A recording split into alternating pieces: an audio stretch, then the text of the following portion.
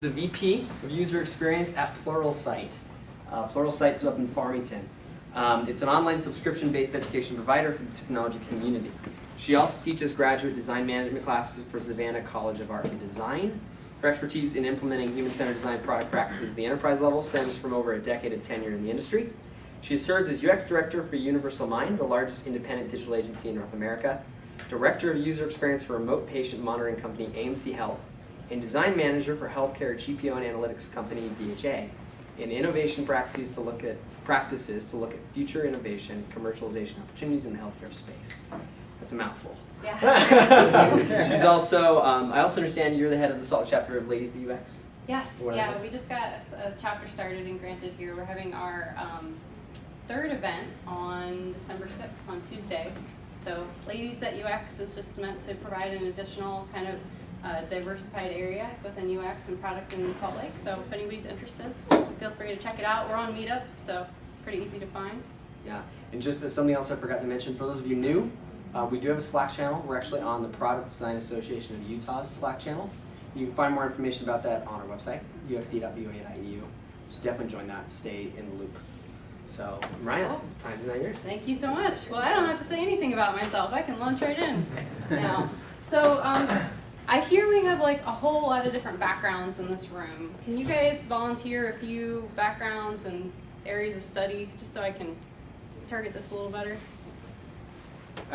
Some of us are IT students, emphasizing in UX design. And we have other majors here. Neuroscience.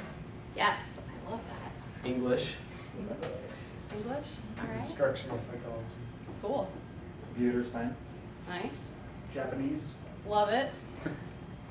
Industrial design. Yes. So what wasn't mentioned earlier is I have my MFA in industrial design, and that's how I got started in design, because the industrial design program that I did my master's degree in, we focused a lot on human-centered design, understanding the users so you can translate that into a product. But I found in my career that it doesn't matter whether it's a table or a car, it could be an application, it could be a communication system. It all kind of pulls back into this kind of stuff that we're going to learn about today. So that's awesome. Well, great. Who here has done a persona before? Okay, kind of. I see so a little bit. So what I'm going to cover are two kind of big buckets of things today. And feel free to stop me at any time if you have questions or want to dive in deeper. This is very high level. So first we're going to talk about personas. It's kind of like the background and the why and the psychology behind personas. Like, why do we do these things? Why do we care about them? You know, how do they work? And then the second half of the presentation, so it's going to cover all of this stuff. What do they look like? Where do they come from? How are they created? Are they effective? Kind of all of the meat and intellect behind it. And then we're going to talk about actually tactically doing it in the second half. So how to develop the right personas to actually help you. And that's going to be things like going out and identifying users, knowing what to ask them, getting access to users in the first place, gaining an understanding of users, analyzing that data you collect, synthesizing the model of the persona, creating that documentation, and socializing that out with your team. Because not everybody gets to participate in personas, which makes them so beautiful because you can hand it to somebody and they can quickly consume that research you've done by just reading a one-pager in a way that's really meaningful. So, cool? All right, let's get started. So, why are personas and why do they work? Does anybody here have any guesses on this? Yeah? So from my experience, it's impossible to design for everybody. But if you design for one person really well, a lot of other people start to kind of latch onto it too. Yeah, that is a good reason. Kind of, as to answering what they are, a generalization of what a majority of your users might be like, and kind of personifying that into one person's like bio. Most of our users are between this age, and they have this type of job, and they like to do such and such. So that when you're designing for that one person, you kind of have thousands of people in mind that might reach your product. Definitely, that's very good. Yes? I think when we design, it's easy to kind of design for yourself or kind of think of things from your perspective, but a user persona allows you to look at it from a different view, a different perspective, kind of step into someone else's shoes and see what their needs are. I love it, yes. The more specific person you design for, the more broadly it'll apply. Tell me a little bit more about the more broadly it will apply. Okay, so like if you design for a specific person, or like maybe like one or two specific people that have different needs, like you'll help those specific people a lot, and there'll be a lot of use cases for other people, and it'll apply in a lot more broadly specific ways. Definitely, that can definitely happen. Cool, well you guys have great answers, and you're gonna see some of them start to show up here. So I'm gonna just start out by like, what is a persona? Like people confuse the term persona a lot, they misuse it, they create things that aren't really personas. So just what is a persona? I like to say that, you know, a persona is really a model to summarize all of that great information that you're capturing, which you guys just were talking about, and really communicate that out to the people that are around you that it matters to. People that you've observed and researched in some way, capturing that and communicating it. And I really like this. So I've never come and like done a persona talk before, so I went online and I'm like, how are other people doing persona talks? And so I stole this from a guy who, I have the link to his website at the very end of this presentation, which you guys will get, which is a good resource, but I stole this quote. Each persona represents a significant portion of people in the real world and enables the designer. And when I say designer, I don't mean like the visual graphic designer. We are all designers. When we create solutions for problems, we are designing. It enables the designer to focus on a manageable and memorable cast of characters, which are those people that we've researched, instead of focusing on thousands of individuals. Now, this is super important, not just for the designers themselves, which are focusing on these things, but getting your broader team to focus on these things. For example, at Pluralsight, all of our different product features have a dedicated UX visual designer and product manager, but they spend 80% of their time doing research. And they do that, and they have all this great information, but they work with an extended development team of like 8 or 10 people. And sometimes those development team people, they sit in on the interviews, but they can't sit in on all of them. And so when they go to design something and co-create, being able to like fill in the rest of that kind of question mark for the people that aren't sitting in on all of the research really helps you co-create and design together. Not only does that help on individual teams, but it helps you communicate these things out to your sales and marketing teams, to your C-suite, to investors, if you're a startup. I mean, it can be applied really broadly and very powerfully. All right, so now let's talk a little bit about what personas look like. So tell me, what are the different parts of a persona? When you guys have made them, what's on there? Like kind of the demographic kind of background information. Mm-hmm. Kind of give you a sense like what technology do they use, what are some of the life circumstances that like I'm a big fan of this small fan. I did an app for a utility company. Yeah. Like for a utility app, and so like household size mattered a lot. If they were going paying the bills, like that kind of stuff. Yeah, yeah. Any other things that you've added? I think it's nice to have a picture there so that you can kind of put a face to the persona you're thinking of. I picture a name, a made-up name of Jim, and this is what Jim looks like, and we're designing this feature for Jim. Yeah, that's the fun part, right? You get to pick the picture. Mm-hmm. Sometimes in ours we use things like Mr. Robot as our picture. Nice. Or something like that. But you know, it gives it some personality. It gives you and your team something you can anchor on. It gives you something to think about. It's a psychological trick.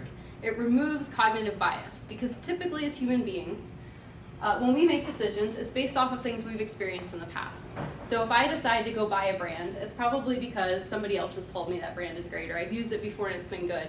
And I relate it back to that individual personal experience. I'll think of somebody else when I make that decision. Maybe my mom, maybe my husband, who knows.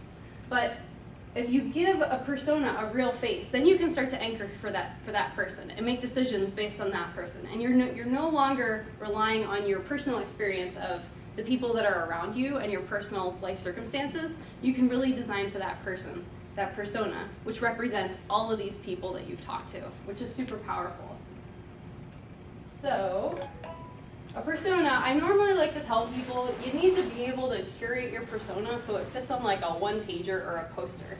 These things have to be consumable, and while we want to put lots of information on them, we have to really carefully curate information that is contextually relevant to what we're designing. The fundamental understanding of the user is what is important, not the document itself. So if you go online and Google persona, you're going to see all kinds of variety and flavors with all different things, and that's totally cool. In fact, it should be different. They should be specifically tailored to whatever you're trying to communicate. And many of us that don't have visual design backgrounds, they might not always be that pretty either. But as long as you do some just very simple information architecture to call out things that are the most important, then you're usually okay. And you can get away with an Excel spreadsheet if you have to. The important thing is what you're communicating to the broader group. So here's an example. I just grabbed this one online earlier. Not the most beautiful persona I've ever seen, but it does a really great job on calling out like Fred Fish. It tells you kind of who he is. There's some quick take stuff. And then it goes into this great detail talking about like what motivates him, what are his goals, a day in the life. And then there's this great little weird caveat down here. Chefs are different than other users. Computers are just a tool for a chef. Fred would rather use a cutting board than a keyboard. And I just thought that was really nice how they added that down there. It gave you a lot of context. You feel like you know Fred. Like Fred really likes his job. And so this did a great job of communicating that. Then you've got really some really super simple ones. Sometimes you're not trying to do something that's really deep. Maybe it's a small feature on a product. You don't need to know how many kids a person has if you're talking about how they use an app that allows them to turn on their television. Like, you just have to make sure you curate these to the appropriate level of context.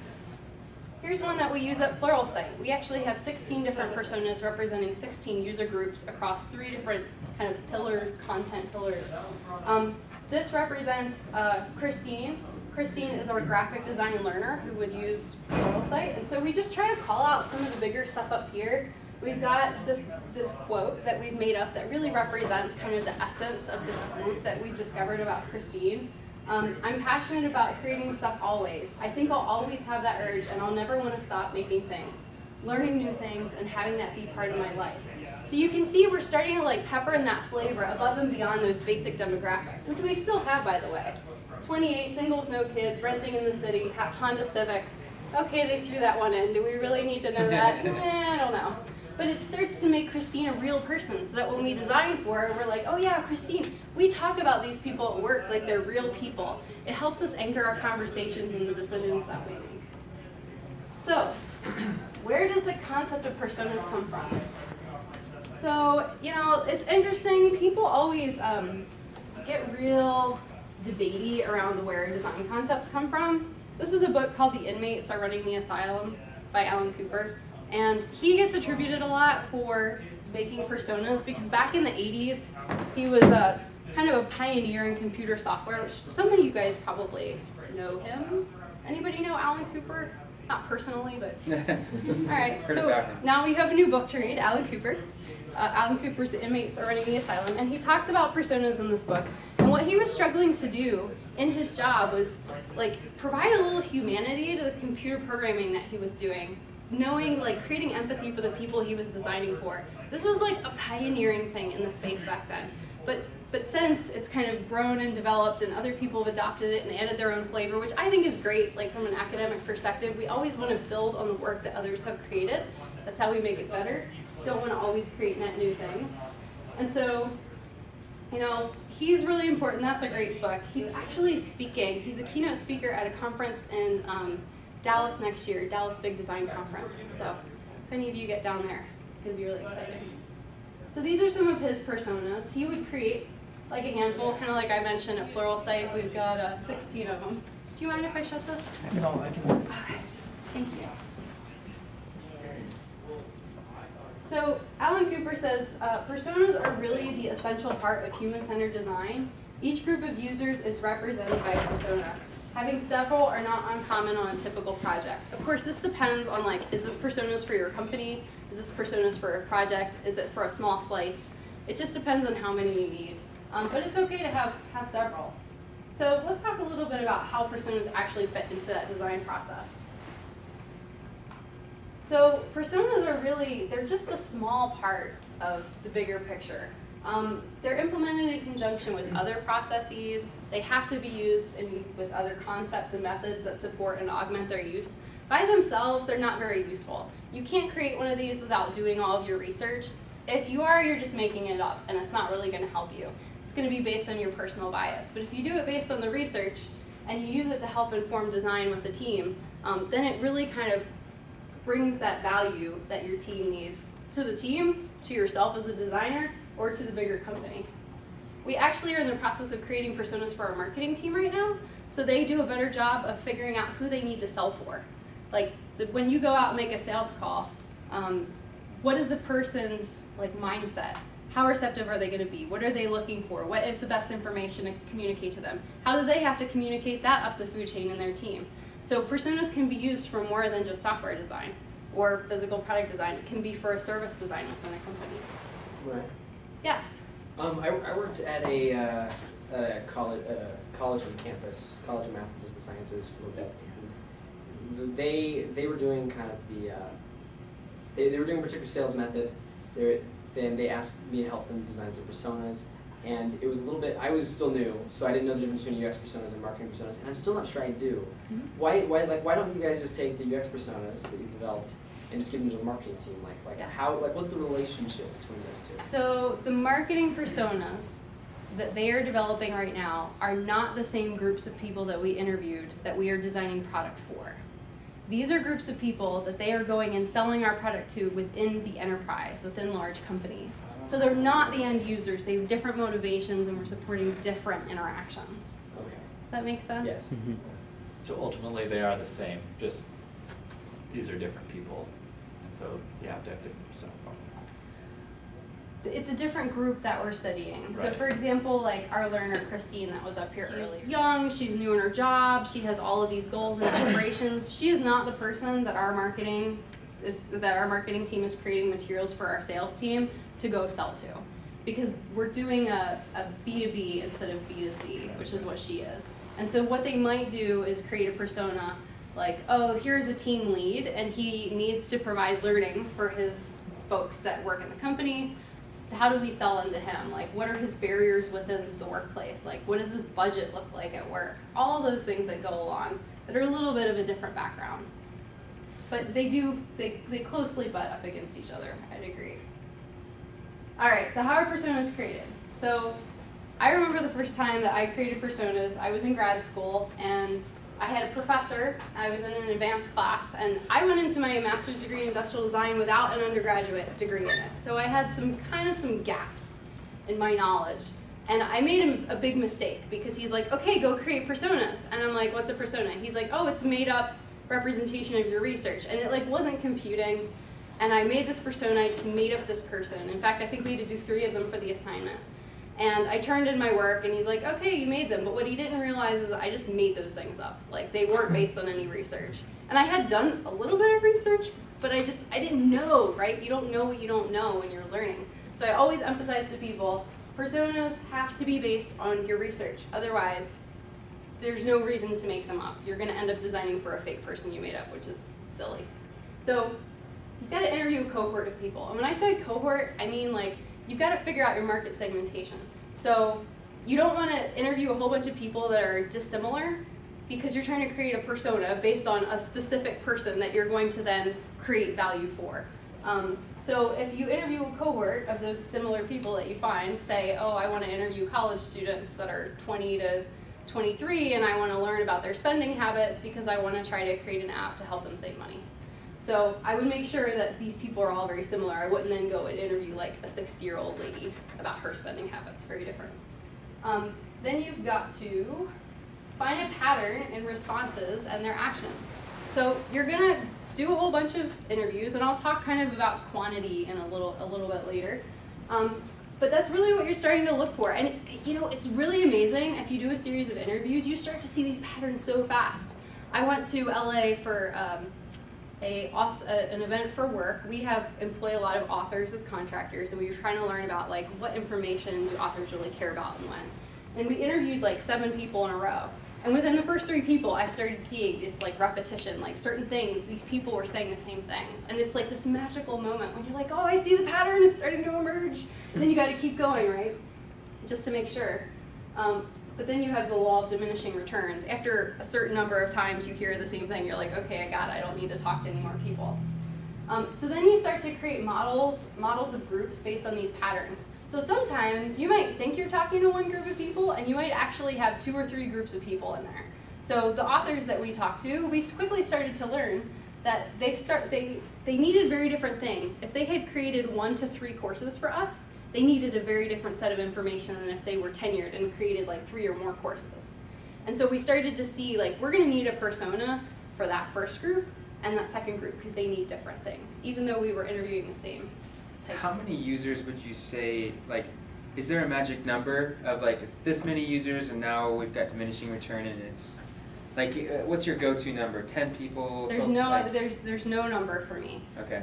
What I do, and it's based on who users you can access, and as you talk to them, you start to get that gut check, right? After you talk to a series of people and you're like, okay, I've got it. Like, that's usually it. I think that you need to at least talk to 5 people. And those 5 people, you need to see patterns throughout, or if they're too dissimilar, you've got to keep going. But some people will talk to, up to 30, 40, 50 people, depending. At work, because we're focused on slices of features, we don't necessarily need to talk to a ton of people because we're very targeted and specific. And also because of the data that we can pull from our platform, we can get pretty close to the target users we need to talk to the first time. So we can do it pretty quickly. But you gotta feel it out. This is one of those things that practice and doing it, you start to kind of, you feel it, you start to understand and see those things. Okay. Yes?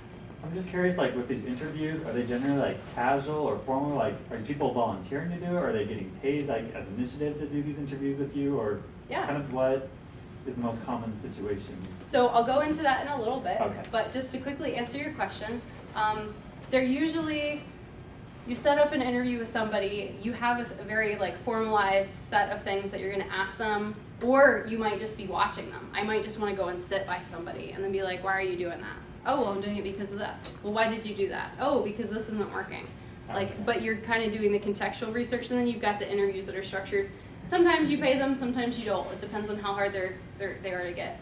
When I worked in clinical field studies, doctors wanted about $400 an hour for their time if they wanted to come talk to me. But Pluralsight users that like to learn, they're happy to talk to us for free. So it just depends on who you're targeting. So, once we try to figure out those patterns from going out and talking to people, we really draw from that the understanding to inform designs. There is a whole ton of like so many ways that you can take and break down interviews and try to design. Like personas are meant, I was just like, what books have personas in them? These are just 2 I grabbed off my desk, and I'll leave them up here. You guys are welcome to write them down. But there's just a million books out there with a million design methods and ways for breaking these down, because this information can not only inform personas, but journey maps and user needs maps and just all kinds of stuff. Depends on the scope of your project. But all of these things can help inform the designs and help you make defensible decisions.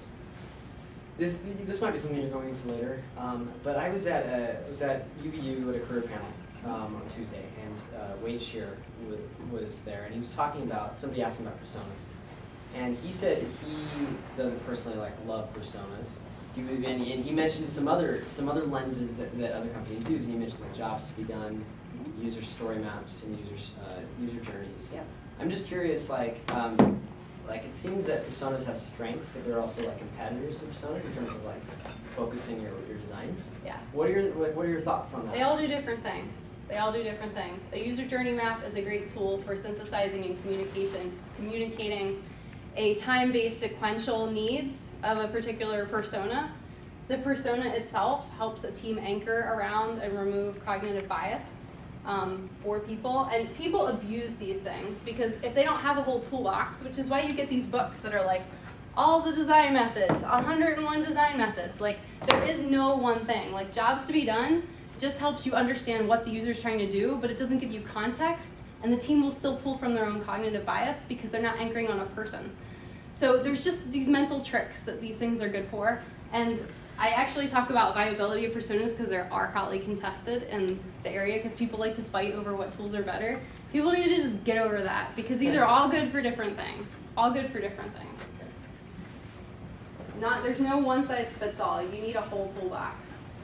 So number 5, you share them out with team members and stakeholders. So what are personas used for? So personas are actually used for things like building empathy. A user journey map does not help you build empathy.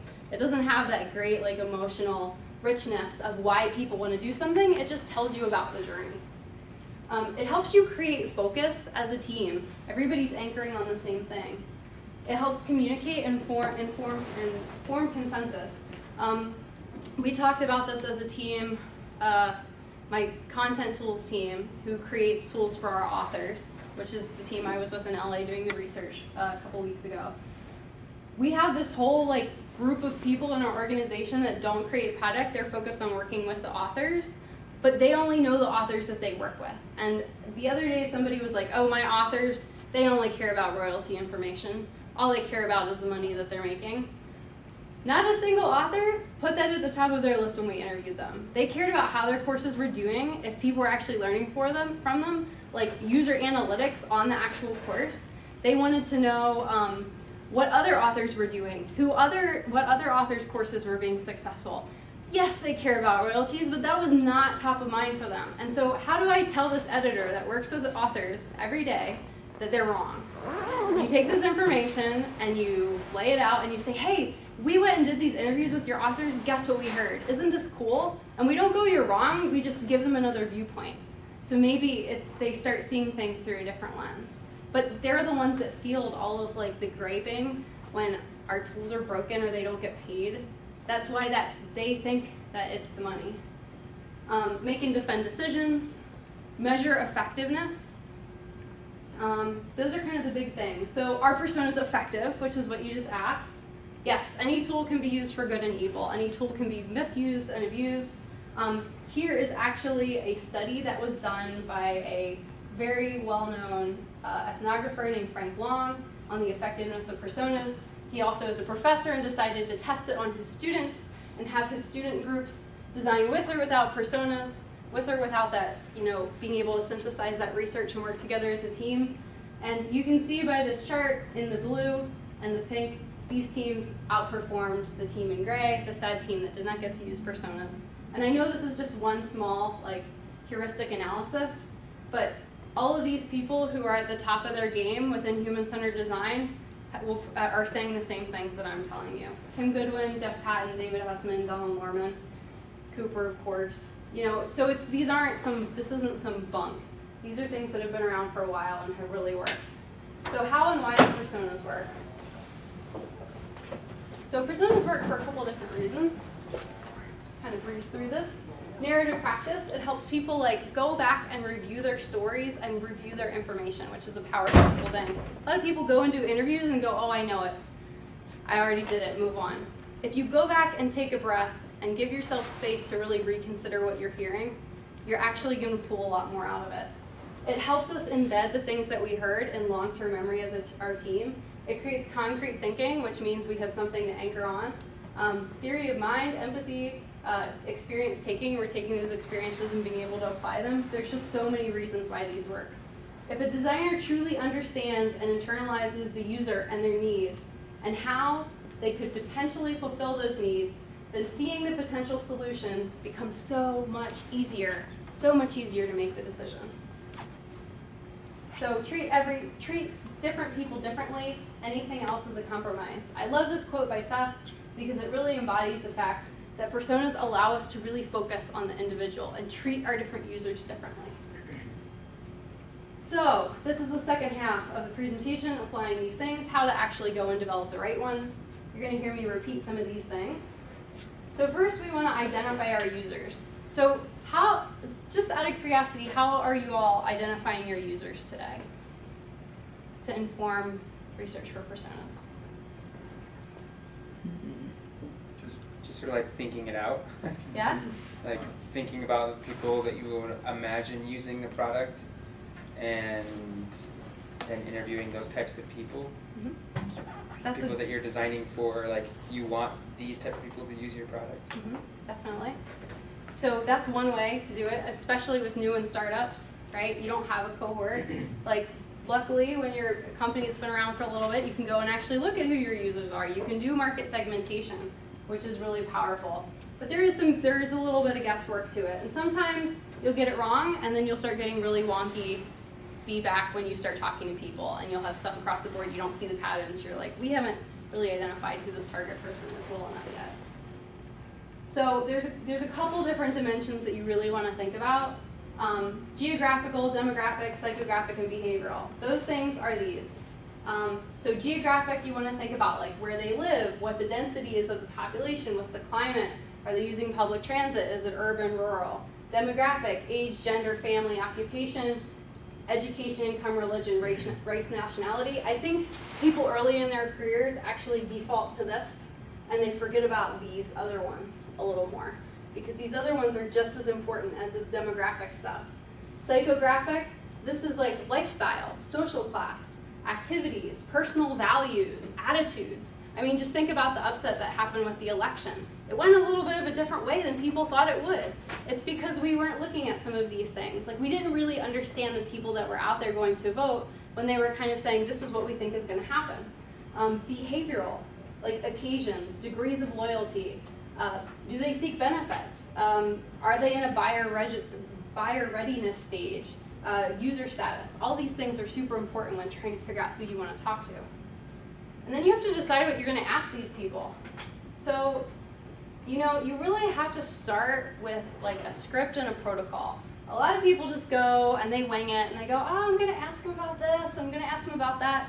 But the problem with that is you don't get consistent results across the people that you're talking to, and you don't necessarily get all of the information that you need. If you really sit down and think about the topics of what it is like to learn from walking a mile in the shoes of this person, which is what these interviews and contextual research when you go on site are meant to do, then you really aren't buttoning it up, and you're not going to get as much out of that interview as you want to. And it's harder to see patterns, because you might have two totally different conversations with people. And you don't have to be like super scripted, but have a script and be able to bounce around and make sure you're covering all those areas. Keep it in front of you, and really focus on the person in the conversation. So open-ended questions. You never ask leading questions. You always ask questions like, you know, what are you doing? Why are you doing that? Why? It's my favorite question to ask. Ask participants to show you things. So like the authors, when we were talking to them, they're like, oh, well, I create this spreadsheet, and the spreadsheet lets me create, like, look at these metrics because you guys don't have that. And I said, well, open up your laptop. Do you mind showing me? Can you show? Oh, yeah, let me show you how I made this. Oh, I made this when I was doing my second course. Oh, okay. We can start to connect the dots for information that's important for them and when. Ask specific stories about what they do and what has been done in the past. Please, please, please, if you do anything, don't ask somebody, would you use this? What do you think of this? Like, you're not going to learn about the person asking them about a dream state. What you will learn a lot about is what have they done? What are they doing? Why are they doing it? If we can capture that information, it's our job as designers to create solutions for those problems they're going to tell us. But if we ask them about the dream state, they'll go, yeah, sure, most of the times, right? They're going to tell you what they think you want to hear most of the time. So don't ask those things. So here's an example, a case study. It's when I was UX director at AMC Health. We were trying to understand, this is everything that our research did focused on this goal. Do clinical trial patients clearly understand what they need to do and at what time? Are they able to execute on what they're expected to do? So we can't ask them those questions, but that's the goal of all of our research. So then we took that and we created the discussion guide. So we asked them about what clinical trials do they work on, roles and responsibilities. Oh, this is the study coordinator. Okay, so this wasn't the person. We also interviewed study coordinators. So the flip side of it, the person that was helping the patient. So we asked them all about their world. But, you know, really making it clear, like what you're trying to look for, helps you gather that information when you're there in person. We also did field guides. We watched what people did. This is just one example of an interview tool that we gave the team so that they could like map things that were happening. I don't know, you don't have to do it, just take blank paper, videotape everything, audio record everything, take lots of pictures, go back and review it. Get access to your users. So